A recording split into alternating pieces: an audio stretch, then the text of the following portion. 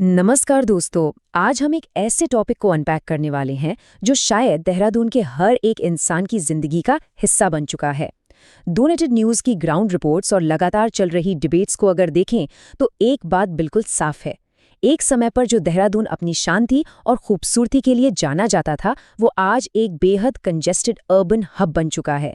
ये बिल्कुल एक जायंट पजल की तरह है और आज इस एक्सप्लेनर में हम इस ट्रैफिक पजल के पीछे की असली वजह और इसके सॉल्यूशंस दोनों को मिलकर समझेंगे। सबसे पहले जरा इस नंबर पर गौर कीजिए, 36 लाख। जी हाँ, ये नंबर है देहरादून में आज के समय में टोटल रजिस्टर्ड व्हीकल्स का। तो पुट दैट इनटू पर्सपेक्टिव, साल 2000 में जब नया राज्य बना था तब यहाँ सिर्फ 4 लाख गाड़ियां रजिस्टर्ड थीं। यानी पिछले कुछ दशकों में गाड़ियों की संख्या सीधे 8 गुना बढ़ चुकी है। लेकिन हैरानी की बात यह है कि इस पूरे टाइम में शहर का रोड नेटवर्क सिर्फ 3 गुना ही बढ़ पाया है। ये मिसमैच ही इस पूरी मोबिलिटी क्राइसिस की असली जड़ है। लेकिन देखिए, ये सिर्फ पेपर पर लिखे आंकड़े नहीं हैं, इनका रियल इम्पैक्ट लोगों की रोजमर्रा की जिंदगी पर पड़ रहा है। होपटाउन गर्ल्स स्कूल के एक राउंड टेबल डिस्कशन में लोकल स्टूडेंट्स ने आम जनता के डर को बिल्कुल परफेक्ट शब्दों में बयान किया। उन्होंने कहा कि देहरादून शहर में एंटर करने से डर लगता है क्योंकि घंटों ट्रैफिक में फंसे रहने का खौफ रहता है। ये कोड एग्जैक्टली उस स्ट्रेस, उस बढ़ते नॉइज पोल्यूशन और हर दिन ट्रैफिक जैम में बर्बाद होने वाली प्रोडक्टिविटी को हाईलाइट करता है जिसे आम लोग रोज गुजर रहे हैं। तो आज हम इस मुद्दे को स्टेप बाय स्टेप समझेंगे। पहले बात होगी देहरादून के ट्रैफिक नाइटमेयर और स्मार्ट सिटी प्रोजेक्ट के फेलियर्स पर। उसके बाद हम उस मैसिव एलिवेटेड रोड डिबेट को कवर करेंगे, रोड सेफ्टी के आंकड़ों को देखेंगे और आखिर में इस मोबिलिटी क्राइसिस को सॉल्व करने के नए और बेहतर तरीकों की चर्चा करेंगे। चलिए आते हैं अपने पहले मुख्य हिस्से पर, स्मार्ट सिटी प्रोजेक्ट फेलियर्स। यानी जब बड़ी बड़ी टेक्नोलॉजी एक्चुअल ग्राउंड रियलिटी से टकराती है तो एग्जैक्टली क्या होता है और सरकार की कंजेशन कम करने की कोशिशें आखिर फेल क्यों हो रही हैं। अखबारों की इन सुर्खियों से डायरेक्टली नागरिकों का गुस्सा साफ दिखता है।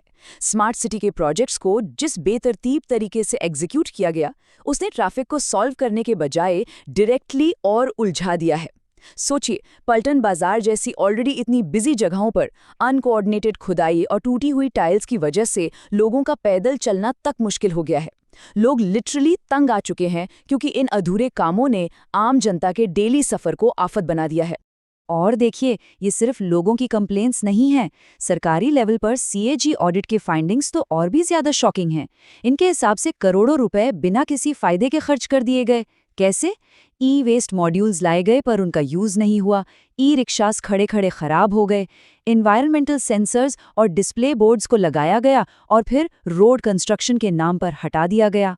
अनवेरिफाइड पेमेंट्स और विभागों के बीच बेसिक कोऑर्डिनेशन की कमी ने इन योजनाओं को ग्राउंड पर उतरने ही नहीं दिया। खैर, अब रुख करते हैं एक ऐसे विषय पर जिसने पूरे शहर को 2 हिस्सों में बांट दिया है, the elevated road debate, concrete versus conservation. एक तरफ है ट्रैफिक से फ्री होने का बड़ा इंफ्रास्ट्रक्चर प्लान और दूसरी तरफ है पर्यावरण को बचाने की गुहार। डोनेटेड न्यूज़ और आम जनता के बीच चल रही इन बहस को समझना बहुत ज़रूरी है और यहाँ हम दोनों पक्षों को बिल्कुल निष्पक्ष तरीके से देखेंगे। एक तरफ सरकार का मेगा प्रपोजल है, रेसपाना और बिंदल नदियों पर 6,000 करोड़ रुपए का 26 किलोमीटर लंबा एलिवेटेड कॉरिडोर बनाने का प्लान, ताकि देहरादून से मसूरी जाने वाला ट्रैफिक सीमलेसली निकल सके। पर दूसरी तरफ लगभग 150 लोकल नागरिकों और एक्सपर्ट्स ने सीरियस रेड फ्लैग्स रेज किए हैं। उनका कहना है कि Dehradun already highest seismic risk zone में आता है और नदी के ऊपर इतना हेवी कंस्ट्रक्शन फ्यूचर में फ्लड रिस्क्स को काफ़ी बढ़ा सकता है। साथ ही इस प्रोजेक्ट का environmental impact data transparently share ना होना भी एक चिंता का विषय बना हुआ है। इस एलिवेटेड रोड वाले लॉजिक को चैलेंज करने के लिए ट्रांसपोर्ट स्ट्रैटेजिस्ट अमित पाघेल की ये बात बहुत महत्वपूर्ण है। वो कहते हैं, चौड़ी और खाली सड़कें और ज्यादा गाड़ियों को अट्रैक्ट करती हैं और जल्द ही वहां भी कंजेशन हो जाता है।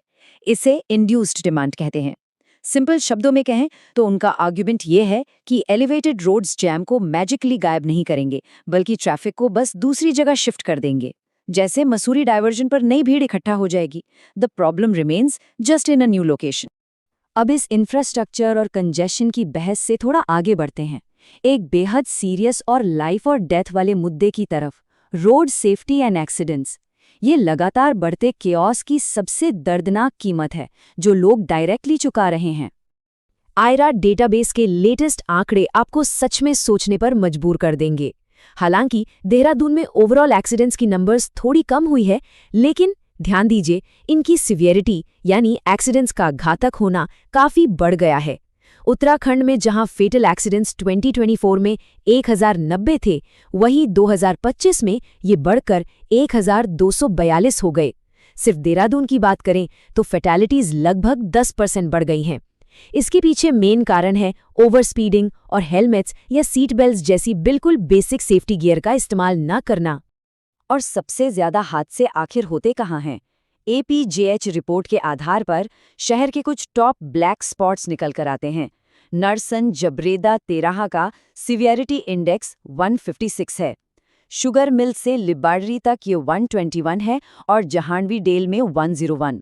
ये स्पेसिफिक जगहें प्रैक्टिकली ये प्रूव करती हैं कि हमारा सड़क का इंफ्रास्ट्रक्चर वहाँ सबसे ज़्यादा फेल हो रहा है, जहाँ कम्यूटर्स को उसकी सबसे ज़्यादा ज़रूरत होती है। इन सारी कॉम्प्लेक्सिटीज को समझने के बाद अब रुक करते हैं सबसे जरूरी हिस्से की तरफ, यानी solutions. Rethinking urban mobility beyond the car. अब हमें सिर्फ नई गाड़ियों के लिए जगह बनाने से आगे निकलकर सोचना ही पड़ेगा।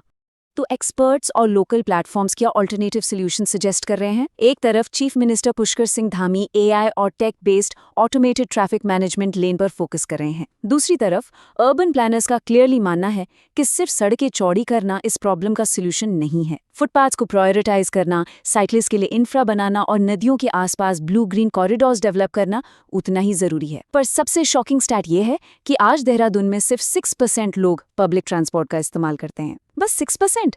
जब तक मास ट्रांजिट पर हैवी इन्वेस्टमेंट नहीं होगा और इस नंबर को बढ़ाया नहीं जाएगा, ट्रैफिक की प्रॉब्लम ग्राउंड पर सॉल्व नहीं होने वाली। अगर हम आगे का रास्ता देखें तो कॉम्प्रिहेंसिव मोबिलिटी प्लान यानी CMP के ब्लूप्रिंट प्रस्ताव एक उम्मीद जगाते हैं। इन प्लान्स में दिखाया गया है कि कैसे क्लॉक टावर के आसपास हरिद्वार रोड और चक्राता रोड पर मेजर जंक्शंस को बेहतर बनाया जा सकता है। इनका फोकस सिर्फ कार्स पर नहीं बल्कि प्रॉपरली पेडेस्ट्रियनाइज्ड जोन्स बनाने पर है। कॉन्सेप्ट सिंपल है, स्ट्रीट्स को इंसानों के चलने के लिए डिज़ाइन करो, सिर्फ गाड़ियों को भगाने के लिए नहीं।